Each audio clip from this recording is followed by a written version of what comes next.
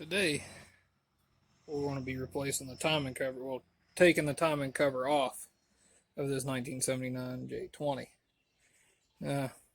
One that come on, it's got some issues, keeping it from being able to drive.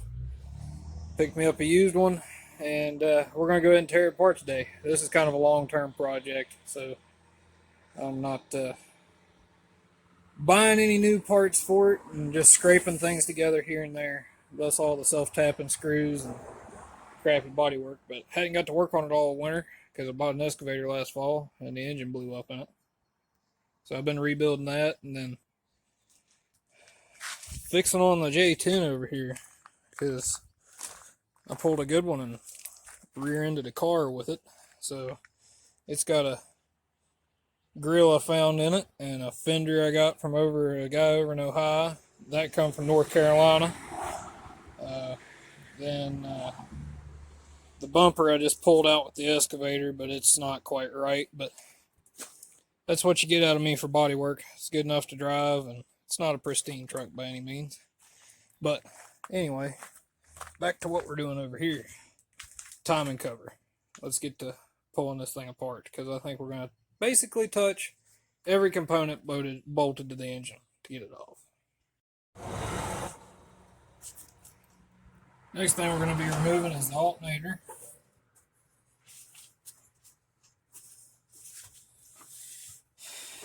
Gotta get down underneath and loosen the tension inside of it up.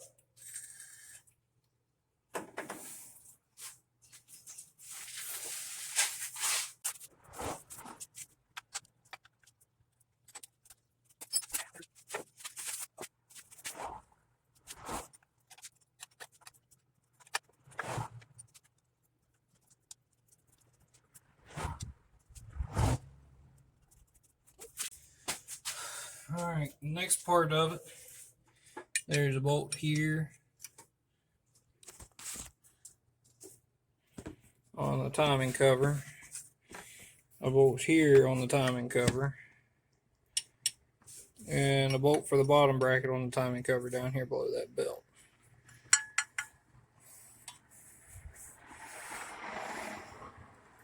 So I'm going to try to loosen that belt up. Okay, got the belt loose. See if we can get this bolt loose. How will it come loose?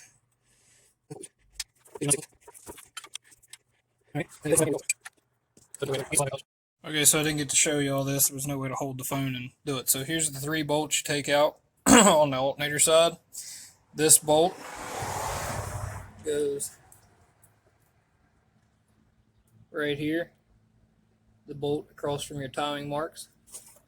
And it holds on the lower alternator bracket, the tensioner bracket.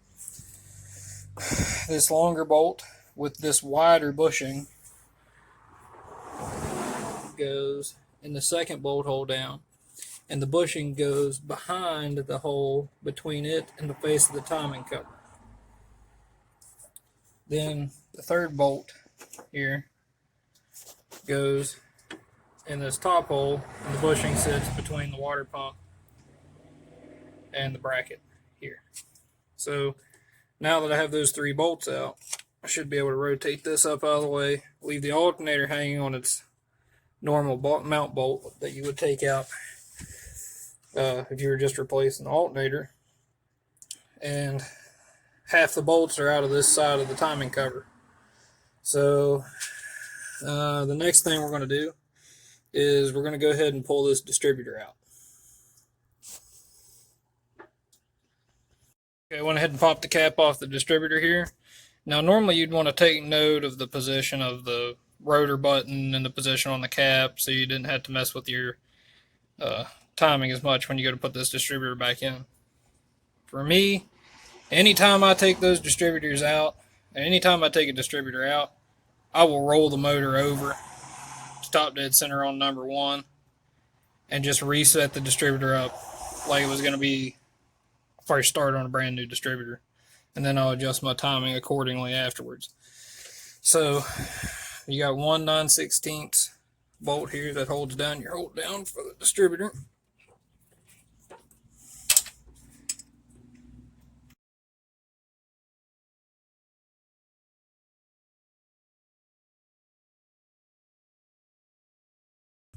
Alright, hold down in the bolt. Then distributor just comes up like so. I'm going to lay it back this way.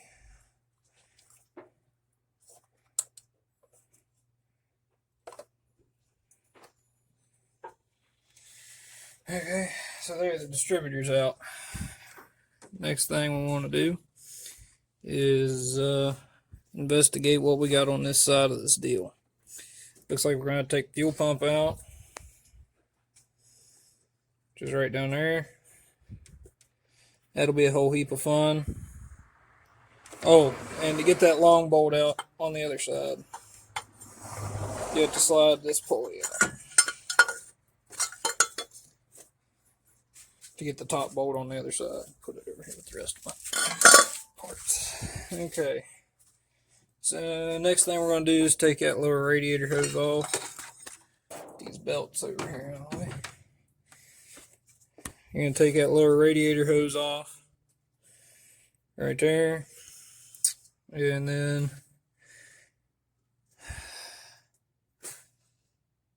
man, that smoke pump gets right in the way of that, don't it? Then we're going to take the fuel pump off. That'll be fun. So, fuel line, that's the return line. Alright. Looks like I need to go get something to take that lower radiator hose off with. Now, got the lower radiator hose off. And as you can see, now one screwdriver slip trying to get the hose clamp off. And put a nice hole in a perfectly good radiator. So I guess there's another video to solder that. What a pain. Anyway, back to this crappy video I'm shooting now. And I figured out how to use the light function. So on this side, the only thing really in the means of bracketry you have in your way is this 9/16 nut holding this bracket on. Now hopefully we can just take this one loose and it'll be out of our way enough to get the bolt off. But I think we're going to take the whole front of the power steering pump apart. Awesome. As far as the bracketry there. But let me get this one broke loose and try not to put any more holes in this perfectly good radiator, which was basically the best part of the truck. And we'll see. That was an expensive fuck up. I knew I should have pulled the radiator. Okay, so to get this mount off here, you have to uninstall your power steering pump. I was able to tease mine off, this bracket off just barely, because my bracket was broken on the back side. This truck still has the smog pump on it, which makes a lot of this very difficult. I guess it goes to show how complete this truck is. The odometer says it only has 56,000 miles on it, and somebody wrote the oil changes in the back of the manual I got with it. I have a tendency to believe that's the miles. I think it was honestly parked for the issue I'm going to show you here in a second. And then somebody robbed the bed off of it and whatnot. And it sat and rotted over time. The last sticker on it says 2008. So, anyway, we got that bracket up out of the way now. So, we're going to go ahead and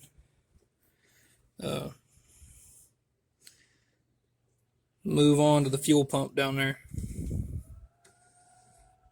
So that'll be fun. Alright, got the bolts out of the fuel pump down there. There's one on the front, one on the rear, just like about any other on frame or on engine block pump out there. Move this. Can't. Now, this metal line goes up and it's already been cut. So I'm gonna try to pull this pump out and drop it down if I can. Don't know if I can do it with the metal line on there or not. It's looking pretty close. Okay. Fuel pump is out. I'll probably have to get down there and take the supply line off before I can actually pull it out, but I'll have to get out and do that from the bottom. So, anywho, there's that. Or if I can just get it to hang out of the way, I might just hang it out of the way. So, on to the next step. So the next thing we got to do is remove those 4 crank pulley bolts. Those appear to be 1/2 inch.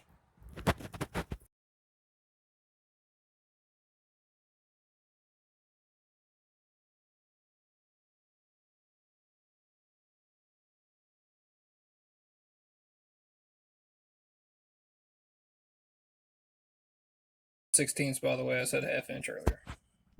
The next thing we're going to be after is a puller to pull this harmonic balancer off. I believe that crank nut or crank bolt's 3/4, so we'll go ahead and grab the impact, pop that out of there, and then we'll get the puller out and see if we can get it on this and see how pulling goes.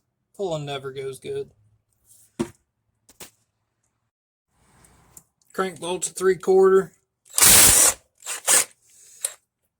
It'll come out a little rougher than that.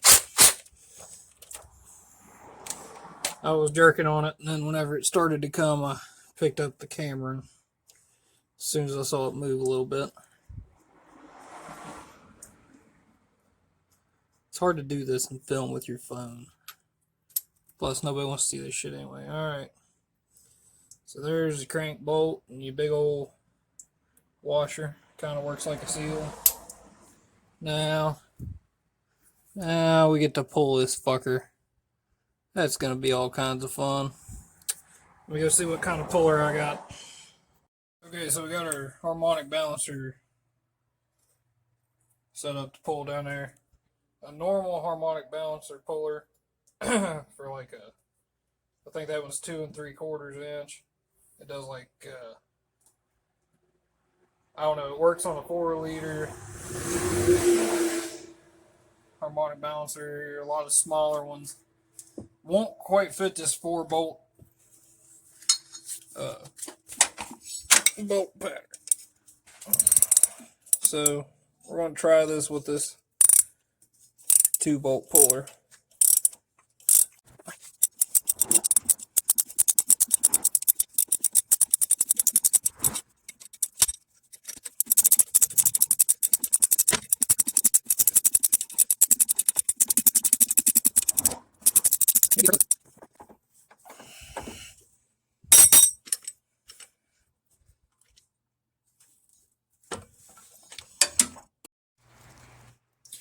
Okay, so next we've got to take this nut off right here, and we should have one more bolt down here in this corner, and then I believe there's a bolt in the bottom. On this side we should have them all well out except for 2 small bolts right here under the wall. Well, no, those are water pump bolts. So anyway, let's go ahead and take this nut off.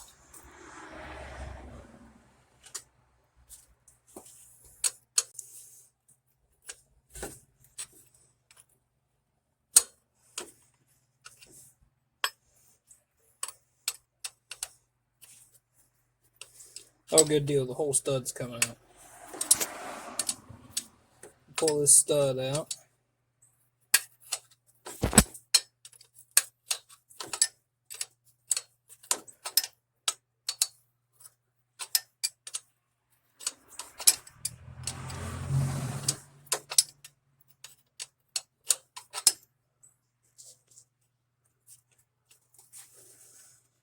Switch hands.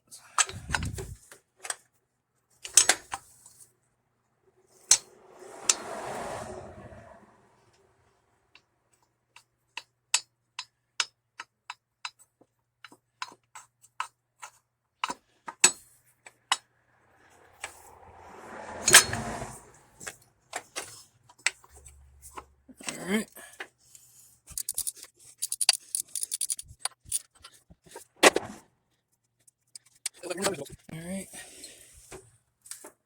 got one right there above the oil pump. It's got to come out.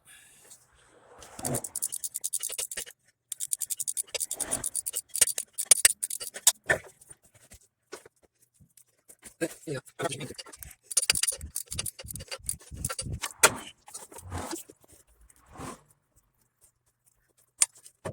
that side. Okay. Now we head for the bottom.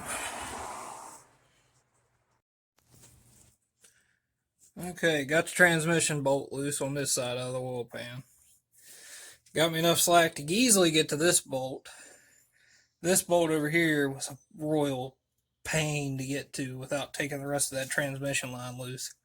So I got this one loose. See if I can work it out of here with my fingers. And if I can, then we should be able to then proceed in pulling this manifold off. So far, everything's come apart fairly well in this truck. Knock on wood. Hopefully I can run a tap through that crank pulley. There, it jerked the threads up pretty good in it, but I think they'll be okay. Just run a tap through them so everything goes real easy. Put these bolts over here. Now, man should probably take his wilt filter off before he does this. But now we get to pry and ding and cling on this thing. But as you can see, sorry for making y'all dizzy. Bolts out, bolts out. All the bolts are out of the bottom of it. Bolts are all out. The rest of the bolts I see are water pump bolts. So we'll knock around on this thing and see if I can get it loose. Alright. Look what we got out of the way. So I didn't get a video of taking it off. Got a little stuck on this one side here where there's some corrosion, but not bad. So everything looks happy in here. The timing chain looks okay. The cam gear looks great. Not a whole lot of sludge. One little thing I did find that was odd, but look how tight this side of the timing chain is, and this side's a little loose. But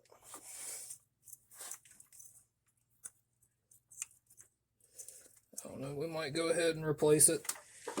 It does have the nylon gear in it still. I'm assuming that's factory. So, like I said, low buck truck. Not trying to spend a whole lot of money. Really spending too much money doing what we're doing here. So, anyway, that's the condition of how everything looks in there. Which is pretty good. That's gasket. I thought I saw a crack, but that's just a piece of gasket. So in the coming days, we'll clean this up before we reassemble it. Come apart pretty decent. No real complaints on that. Here's what our timing cover looks like on the inside. Could be dirtier. So this is why we had to replace this timing cover. As you can see, somebody done a JB weld job on here, and it's come loose. But I would say at some point, well, it's pretty well obvious if we're being honest. Somebody put a water pump on the truck, and it broke the timing cover housing. From there, clean down into here. And I bought the truck, and it had not been running. The guy that had it couldn't get it started, which only took about 5 minutes after we got it home to do so. But anyway, that's broke. I'll probably try to get this timing cover fixed. Buddy of mine's pretty handy with a TIG welder. So anyway, y'all have a good one. That's where we're at today. No real bad end wear. Yep, we're going to take the guts out of this oil pump, put another timing cover. The other timing cover I picked up used, but it was cheap. No. So that's where we're at for today. Probably do one on putting it back together in a few days. Got to get me a tap. I want to chase the holes on the crank before I put anything back together. But that's where we're at for today.